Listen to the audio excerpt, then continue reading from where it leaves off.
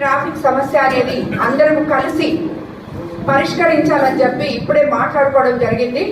వాళ్ళందరినీ కూడా road platform యువతలకి రాకుండా వెనకాల పెట్టుకోవాలని చెప్పడం జరిగింది. అదేవిధంగా మనము మార్కెట్ కంప్లీట్ అయిపోయిన తర్వాత ప్రతి ఒక్కరూ మార్కెట్లోకి వెళ్ళిపోవాలని కూడా చెప్పడం జరిగింది.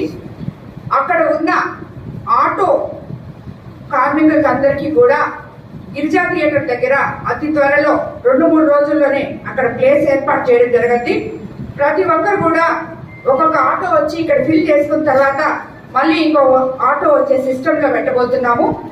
అదేవిధంగా అక్కడ ఎవరు కూడా ఇబ్బందులు పడకుండా పోలీస్ శాఖకు సంబంధించి ఆల్రెడీ ఈరోజు ఎస్పీ గారితో, డిఎస్పీ గారితో, సిఏ గారితో మాట్లాడి నిత్యము అక్కడ కానిస్టేబుల్స్ అందుబాటులో ఉండేటట్టు కూడా ఏర్పాటు చేయడం జరుగుతుంది.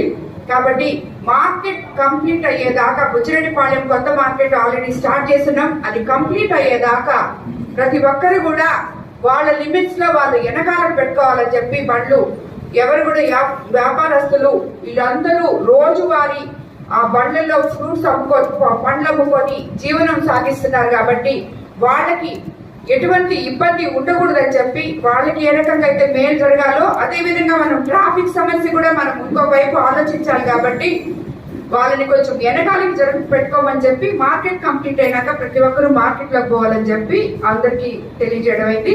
వాళ్ళందరూ కూడా దానికి సమ్మతించారు.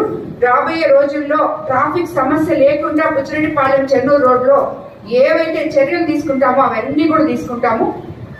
అందరికీ నమస్కారం.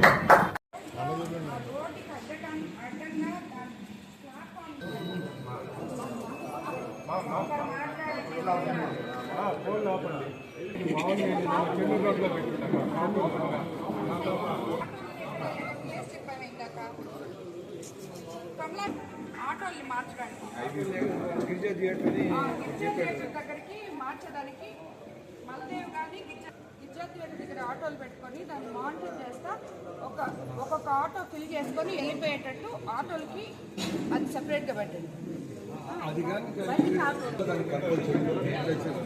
పెద్ద సమస్య కాదు. 3 రోజుల క్రితం ఆటోలు అడ్డం పెట్టిన దాని వల్ల బస్సు ఆగిపోయి 108 అయింది. మళ్ళీ